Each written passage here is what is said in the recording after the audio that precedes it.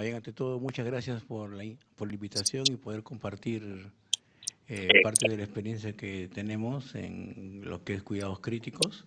Yo quiero agradecer a la doctora Virginia, también es mi profesora de la maestría de bioética, a la doctora Sonia, en la que lo conozco muchos años, y también hemos trabajado tanto en el hospital como en el ámbito privado también, ha sido también mi jefa directa. Em, y bueno, para comenzar, los cuidados críticos, o sea, todos hemos rotado en cuidados intensivos, todos tenemos pacientes que han pasado por cuidados intensivos. En realidad los cuidados críticos son una especialidad de apoyo, ¿no? Que apoya diferentes tipos de especialidades primarias, ¿no? A cardiología, cirugía vascular, neurocirugía, cirugía general, pacientes polivalentes, ¿no? Normalmente van a cuidados intensivos. Eh, Cuando hablamos de dilemas éticos, hablamos de que tenemos que tomar un camino u otro para saber qué hacer con un paciente. Un paciente crítico es aquel paciente que necesita realmente no solamente la sapiencia del médico que lo está viendo, sino también probablemente el uso de una tecnología que solamente puede ser dada en una unidad de cuidado intensivo. Entonces, cuando nosotros tenemos un paciente que tenemos que ingresar a la unidad, siempre tenemos que pensar a quién estamos ingresando a la unidad de cuidados intensivos y qué podemos hacer por él, ¿no? ¿Qué podemos hacer en el bien de este paciente? Entonces, siempre nosotros, digamos, en la premisa es hacer, recuerden siempre cuando ingresamos a la facultad, esa palabra de primo non nocere, o sea, no hacer daño, ¿no? Que lo primero que tenemos que pensar siempre es no hacer daño a un paciente, ¿no? Y luego, bueno, hacerle el bien siempre, ¿no? Entonces, los dilemas éticos requieren un análisis profundo desde múltiples perspectivas, ¿no? Perspectivas del paciente, perspectivas de su voluntad, de la voluntad de la familia, de lo que podemos hacer por el paciente, del score en el que está en este paciente, si el paciente es postrado o no es postrado, si el paciente tiene un grado de demencia o no tiene un grado de demencia, si tiene una enfermedad terminal o no tiene una enfermedad terminal. Entonces, son múltiples aristas que vemos cuando tenemos que decidir qué hacer con un paciente crítico, ¿no? Entonces, siempre se tiene que considerar los principios básicos de la bioética, que es la autonomía del paciente, el principio de beneficencia, el principio de la no maleficencia, ¿no? Y obviamente el principio de justicia, porque tenemos pocos recursos, y entonces los recursos debemos intentar siempre distribuirlos de la mejor manera. Entonces, las decisiones en críticas en UCI son un equilibrio muy delgado, ¿no? Un equilibrio muy delgado entre la prolongación de la vida y la calidad de vida que le podemos ofrecer a este paciente. Entonces, esa parte es muy difícil de dilucidar en qué parte estamos con un paciente. La línea es muy delgada, ¿no? Entonces, tenemos que ver ahí las expectativas familiares. Incluso, eh, si estamos en qué tipo de institución, ¿no? ¿En qué tipo de institución estamos? ¿Por qué? Porque depende de la institución, es saber los recursos que tenemos, ¿no? Es muy diferente probablemente en un hospital grande como el Rebagliati, el Almenara, el Sabogal, de repente con un hospital más pequeño de algún centro en el interior del país. Entonces, tenemos que saber realmente qué tenemos para poderle ofrecer a nuestros pacientes, ¿no? Entonces, los principios éticos, como habíamos dicho, siempre van entre el principio de autonomía, beneficencia, no olvidar, no maleficencia, ¿ok? Y de justicia, ¿no? Nosotros tenemos en cuidados intensivos este tema desde, desde que estamos formándonos. Entonces vemos siempre a a los médicos mayores que cuando toman este tipo de decisiones, normalmente lo toman en base a estos cuatro principios, ¿no? Eh, la doctora Ana Montañez, que también es una médico intensivista, está muy dedicada al tema ético. Es más, ella es la encargada en un curso que se llama Fundamentos en Cuidados Intensivos, el FCS. Normalmente ella hace el tema de consideraciones éticas en cuidados intensivos. Entonces, ella enfoca mucho su presentación y cuando ella habla en estos cuatro principios. Y es algo que todos los intensivistas probablemente que la hemos escuchado, lo seguimos para adelante, ¿no? ¿Ok? Entonces, tenemos que tener el principio de justicia distributiva. Entonces, en esta parte sí tenemos que ver el tema de qué es lo que tenemos para ofrecer a nuestros pacientes. prioridad de la atención y la eliminación de riesgos. Si bien es cierto, hemos pasado por la pandemia y la pandemia nos dejó huella a todos, todos hemos tenido a alguien conocido o un familiar que se perdió de la pandemia. O sea, yo creo que no hay persona en este planeta, por decirlo así, por lo menos en el Perú, que no haya tenido a alguien conocido, un familiar que realmente falleció en la pandemia. ¿Ok? Pero normalmente nuestros hospitales funcionan como si estuviesen en pandemia. Entonces siempre, o sea, no hay cama, las emergencias están saturadas y nosotros vivimos casi en pandemia de manera natural, ¿no? Y la pandemia es una exageración de lo que de lo que vivimos de manera del día a día, ¿no? Entonces, estas colas probablemente son las colas de hoy día, o sea, no es de la pandemia, ¿no? De hoy día, de ayer y de siempre, ¿no? O sea, no sé si alguien recuerda un día que la emergencia ha estado vacía, o sea, de cualquier hospital, no estoy hablando solamente del mío. O sea, todos los hospitales, ese es el modo vivendi que tenemos en el Perú, ¿no? Entonces la atención debe ser priorizada no por orden de llegada, probablemente cuando van a una emergencia, sino por orden de qué podemos hacer por este paciente, cuál es el más grave y en quién podemos hacer más cosas. ¿Y por qué? Porque ellos son los primeros que van a atender un paciente y seguramente de ahí es que van a llamar a cuidados intensivos. O sea, cuidados intensivos no somos las primeras personas que vemos a un paciente, son los colegas de emergencia, son los que normalmente ellos dan la primera mano, son los que tratan de estabilizar un paciente, los que estabilizan un paciente en sus unidades de shock trauma y en sus unidades críticas, y son que desde ahí nos llaman a nosotros para poder nosotros seguir con el manejo en este paciente. Pero muchos de esos pacientes a veces sin saber ya son manejados y a veces ellos no saben la historia. Y esos pacientes a veces son enfermedades avanzadas, enfermedades terminales, pero que en el momento que llegan a una emergencia no se sabe esta información. Entonces, nosotros en cuidados intensivos probablemente tengamos ya más información porque ya han sido manejados los pacientes. O cuando el paciente van a los pisos de medicina interna o de otras especialidades, también ya los médicos de ahí le hacen la historia mucho más profunda, probablemente tienen mucha más opinión sobre el pronóstico de cada paciente y muchas veces, quién sabe, ya ni nos llaman ya para evaluar un paciente y a veces nos llaman simplemente porque también piensan que de repente, a pesar de que las enfermedades pueden ser muy avanzadas, que tengan muchas comorbilidades, quizás, digamos, tiene siempre ese de que probablemente se pueda hacer algo más por este paciente. Entonces es muy difícil, es una línea muy delgada de decir, ya va hasta acá nomás. O sea, ¿quién tiene esa sabiduría para decir, yo creo que hasta acá nomás se tiene que hacer con un paciente?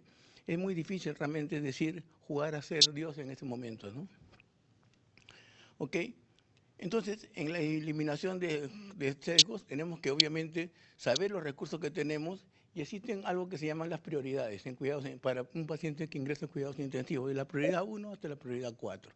Entonces, en la prioridad 1 son los pacientes que sí se van a beneficiar totalmente de los cuidados intensivos y la prioridad 4 es pacientes que probablemente ingresando a cuidados intensivos más bien los vamos a perjudicar y no se van a beneficiar de su ingreso. ¿No? Y probablemente nos vamos a encarnizar con estos pacientes y vamos a tener probablemente un final de sufrimiento, ¿no? Entonces, siempre la evaluación objetiva de cuando tenemos un paciente en urgencia debe ser de manera sistemática, ¿no? Siempre ver un paciente desde varias ópticas, ¿no? De tener UCI de puertas abiertas, ¿no? Que debe ser un ideal, ¿no? De poder, ¿por qué? Porque ayudaría mucho en el tema de humanización, ayudaría mucho en el tema de, probablemente, independientemente que el paciente salga o no salga de este trance, que salga digamos, ayudar mucho también a las familias en su dolor, ¿no?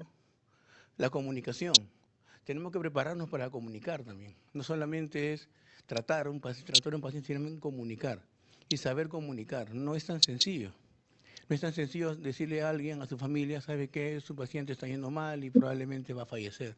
Esa parte es muy difícil, es muy dura. No todos los médicos estamos preparados para poder comunicar una mala noticia. Y existen ya cursos y existen preparación para poder comunicarnos de una manera más eficiente ante situaciones muy dolorosas, ¿no?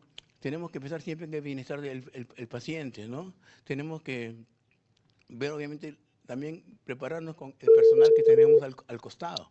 No solamente nosotros, digamos, la parte médica, sino también con quién trabajamos. ¿Quiénes son la parte pivotal en cuidados intensivos? Es en enfermería. Entonces, enfermería realmente, que normalmente tienen, digamos, por formación, muchas veces son mucho más empáticos que nosotros, tienen que estar también en el tema de la parte de esta parte de los cuidados al final de la vida, siempre los cuidados intensivos, porque, digamos, son parte pivotal. Sin enfermería, ningún paciente en cuidados intensivos saldría adelante, ¿no?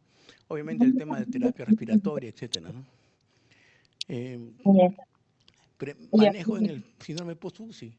Es, no sé, creo que hay pocos hospitales, creería que el Sabogal es uno de ellos, donde tienen cuidados post-UCI. El paciente que sale de la UCI se le sigue, se le va siguiendo, ¿no? Entonces eso también es importantísimo, ¿no? Digamos, en la evaluación de un paciente, ¿no? Una infraestructura humanizada. Es muy difícil. El maestro está, doctor. Ok. Una infraestructura humanizada, ¿no? O sea, probablemente tener más tiempo de visita que la familia pueda ver al paciente. Como dije en un inicio, humanizar más nuestros servicios. Esto podría ayudar realmente mucho, no solamente en mitigar el dolor, sino incluso a veces hasta disminuir algún tipo de discrepancia que haya habido a veces en el manejo de un paciente, ¿no? ¿Ok? Y obviamente saber cuándo tenemos que decir al familiar y estamos en los cuidados del fin de la vida de su paciente, ¿no? Esa parte realmente que es muy difícil, probablemente sea donde si uno sabe comunicar ese momento, la familia lo va a agradecer, ¿no?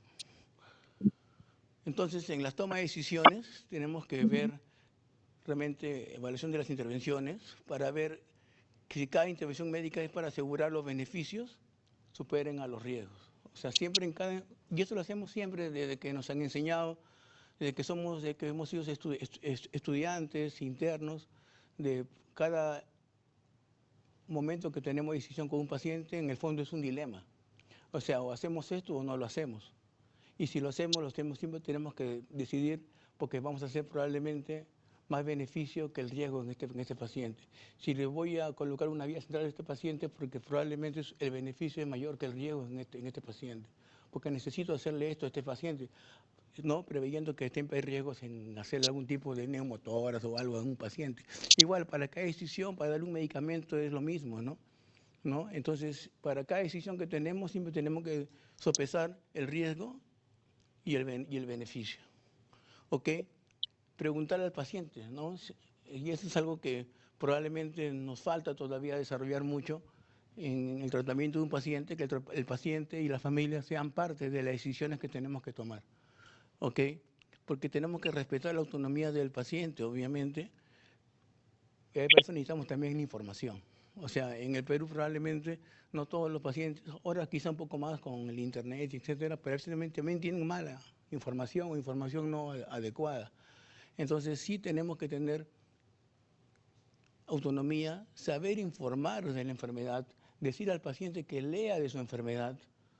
¿Por qué? Porque la enfermedad a veces va avanzando y va a llegar un momento que el paciente va a necesitar soportes mayores en su enfermedad. Probablemente cirugías que ameriten cuidados intensivos, probablemente algún tipo de trasplantes, etcétera. Entonces, advertir al paciente lo que va a hacer su enfermedad, ¿no? Y que sea responsable también en las decisiones que tiene que tomar él como con nosotros. Y obviamente la formación en bioética. Entonces, a veces pensamos que la bioética es cierto, que puede estar inherente en cada uno de nosotros, en la parte ética, pero también tiene que ser algo formativo. O sea, no es una cuestión intuitiva, sino también tiene que ser formativa. Entonces, ¿por qué? Porque vamos a abordar dilemas éticos muy profundos, ¿no? Desde cuando un niño está por nacer hasta cuando una persona está por morir. Entonces, todos esos son dilemas éticos. ¿Qué hacer cuando en qué momento tenemos que tomar decisiones para con el paciente, ¿no? Cuando hay un binomio madre-niño y si la madre está en mucho riesgo, ¿qué hacer en ese momento, no? Y nosotros vemos muchos pacientes que vienen con gestaciones muy complicadas, que llegan a cuidados intensivos y tenemos que decidir ahí. O recuerdo un caso donde hubo una paciente que estaba en una muerte cerebral, ¿no? Y estaba gestando. Entonces, intentamos, porque era un niño muy, muy pequeñito, ¿no? Estaba en 23 semanas, si no me acuerdo. Intentamos netamente con soporte hormonal de que llegue a más. No llegó, pero llegó 2 semanas, ¿no? 2 semanas de, digamos, de gestación más tuvimos con esta paciente, ¿no? Nosotros procurando que llegue siquiera a las 26, 27 semanas y que se le pueda sacar al bebé, pero no se pudo. Pero digamos, si hubiéramos pensado en un momento, no, ya muerte cerebral, no hay nada que hacer en este paciente, etcétera, no lo hubiéramos intentado. Pero yo creería que existen soportes, porque ahí recuerden que en este caso es una muerte hipotalámica, ¿no? Entonces no va a haber un sistema hormonal que pueda, digamos, resistir a este niño, ¿no? Y digamos, se hizo las revisiones y se han habido casos en el mundo donde mujeres con muerte cerebral han podido, digamos, tener niños, ¿no? Obviamente, en base a soportes netamente hormonales, soportes de vida, ventilatorios, etcétera, ¿no? Pero, digamos, a veces, digamos, esa parte, me acuerdo que recurrimos mucho al doctor Alfaro, ¿no? Que es, digamos, parte de la parte del comité de ética del hospital. Y, digamos, me recuerdo que él nos orientó mucho en el tema de qué hacer con un caso así, ¿no? ¿Ok? ¿Qué más? El principio de no maleficencia, ¿no? O sea, cuando tenemos un paciente que estamos llegando a lo que nosotros llamamos, tenemos que seguir con este paciente, tenemos que limitar el tratamiento de este paciente, ¿qué más hacer con este paciente que no responde, ¿no? A veces nos encarnizamos con un paciente porque intentamos salvarle la vida, ¿ok? Siempre recordar el principio de no maleficencia, ¿no? Siempre evitar el sufrimiento innecesario al paciente, saber cuándo decir, creo que no estamos en el camino adecuado y tenemos que replantearnos las cosas, pero siempre pensar en esto, ¿no? Evitar el sufrimiento, sobre todo cuando es innecesario en el paciente, ¿no? ¿Ok?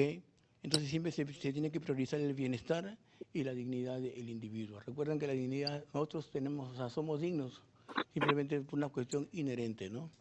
En la justicia, en los recursos sanitarios, ¿no? Limitar tratamientos en UCI a veces permite una mejor redistribución de los casos, ¿no? Probablemente evitamos el sufrimiento y vamos a tener un ambiente para poderlo dar a una persona que quizás sí la podamos ayudar a tener una mejor calidad de vida, ¿no? En el COVID lo hemos vivido muy fuerte esa parte de la redistribución de los recursos, ¿no? En todos los sitios, en todos los hospitales era pues una avalancha de pacientes que venían de manera diaria y se tenía que decidir qué pacientes pasaban a la UCI, ¿no? Entonces, me imagino que en todas las instituciones no habrá sido fácil, ¿no? El decir, entran estos dos y se quedaban afuera. Por cada dos que entraban eran pues 20 que estaban esperando la misma cama probablemente. Entonces, eso habrá sido muy difícil y yo lo puedo decir también en el hospital era muy duro, ¿no? A pesar que tenemos muchas más camas, muchos más pacientes con ventilación y todo, pero igual era insuficiente, ¿no? ¿Ok? Y obviamente las preferencias del paciente, ¿no? Entonces siempre es bueno involucrar a los pacientes para las decisiones en su tratamiento, ¿no? Entonces, la capacidad del paciente debe ser enfocada en un proceso riguroso y continuo, ¿no? Considerando obviamente los factores médicos y psicológicos. Entonces, cuando decimos esto es que esta parte de la bioética no es solamente un tema médico, estamos hablando ya de un soporte psicológico. ¿En cuántas unidades de cuidados intensivos en el Perú existe un psicólogo? ¿En cuántos servicios de medicina interna existe un psicólogo? ¿En cuántos servicios de medicina? Tenemos un sacerdote para todo el hospital. Pero sin embargo, ¿en cuántos hospitales existen los sacerdotes que están dentro, que están ahí, que también dan este tipo de soporte? Entonces, el tema del soporte, cuando necesitamos a un paciente, con un paciente grave, no solamente es un soporte médico, es un soporte médico, un soporte de enfermería, hay un soporte psicológico, soporte espiritual. Incluso, no solamente el sacerdote, hay personas que son de otras confesiones, son de otra fe, porque el sacerdote es de la parte católica. A veces no pensamos que existen otros tipos de confesiones, sin embargo, sí los hay. ¿Cuántas veces le decimos a las personas, usted a qué religión pertenece y si gusta puede traer a su pastor o alguien de su confesión para que ayude en este momento, ¿no? Yo creo que esa parte también es importantísimo que podamos verlo y conversarlo eso con el representante legal o con el paciente, ¿no? Como dije, evitar el sufrimiento y equidad en la atención. Entonces, se tiene que garantizar que todos los pacientes reciban un tratamiento equitativo. Entonces, ¿qué quiere decir? Que tenemos que darle prioridad al que es prioridad 1 en este caso. O sea, si tenemos muchos pacientes que necesitan una cama, a veces tenemos que ver qué pacientes van a ir a esa cama. Entonces tenemos que ver de los pacientes que tenemos, podemos tener de prioridad 1, prioridad 2, prioridad 3, prioridad 4. Obviamente tenemos que darle la chance al que tiene la prioridad 1.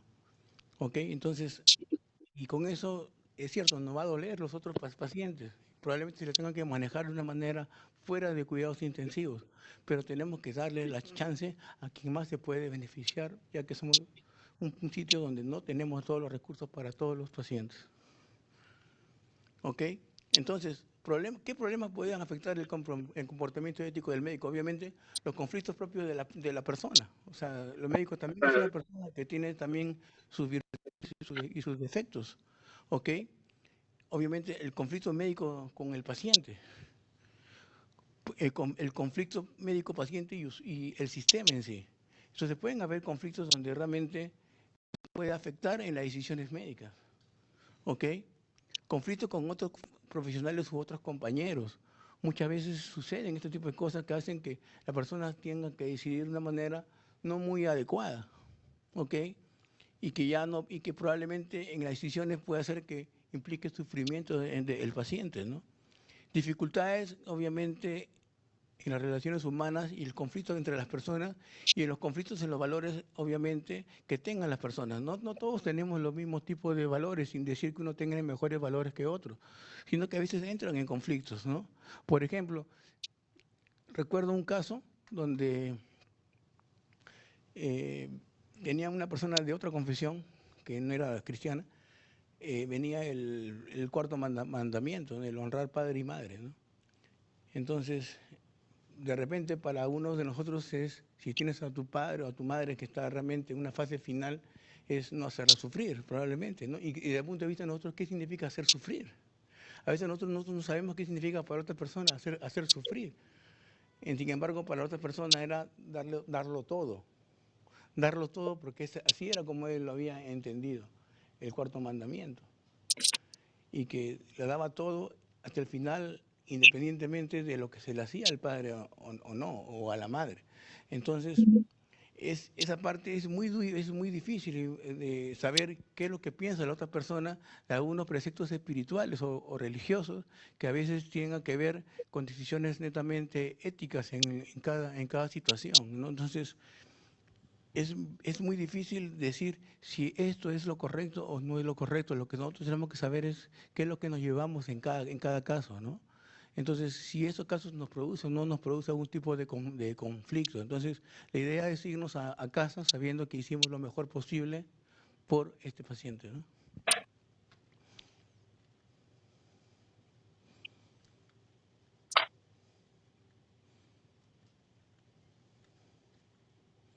¿Ok?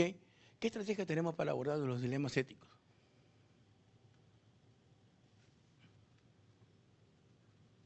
Creo que es allá. Aquí. Ok. Ok. Sorry.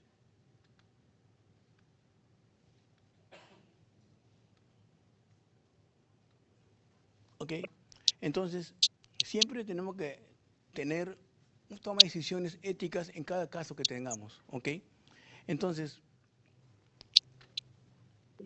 cuando las decisiones en cuidados intensivos son decisiones muy complejas, no es solamente una arista que tenemos que ver, sino son varios puntos de vista que tenemos que tener en cuenta cuando tomamos algún tipo de decisión, ¿ok?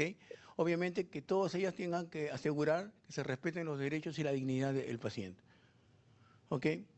Tenemos que ver qué modelo vamos a tomar, obviamente basado ¿qué? En los principios, obviamente en los valores que tenemos, en las virtudes que podamos tener, obviamente en la legislación en la que estamos envueltas, digamos, qué dice también la norma, ¿ok? Y obviamente el modelo tiene que ver con un desarrollo profesional continuo, ¿no? Y esto tiene que ver formación de todos los médicos en general, no solamente desde el intensivista, en situaciones bioéticas, ¿no? ¿Ok? Tenemos que ver, obviamente... Ay, ¿qué pasó?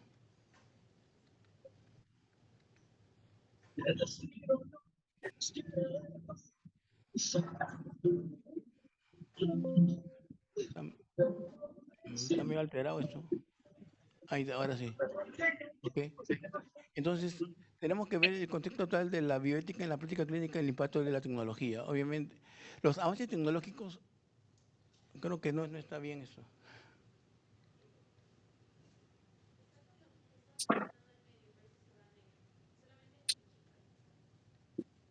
Pero no pasa. ¿Ok? Entonces, la combinación de modelos tiene que ser obviamente basados en principios y en las virtudes, ¿no? Y él tiene que haber basado en un desarrollo profesional continuo, ¿no? Entonces, el impacto de la tecnología tiene que ver mucho en la práctica clínica, ¿no? Y en situaciones de bioéticas en pacientes críticos, ¿no? En medicina crítica, obviamente los dilemas éticos tienen que ver mucho con el impacto de la tecnología. Por ejemplo, el intubar o no un paciente y colocarlo en un ventilador. Intentar colocarle una vía central a un paciente o someterlo a un procedimiento como una hemodiálisis, ¿no? Por ejemplo, ¿no? En llevarlo a una sala de operaciones a un paciente realmente que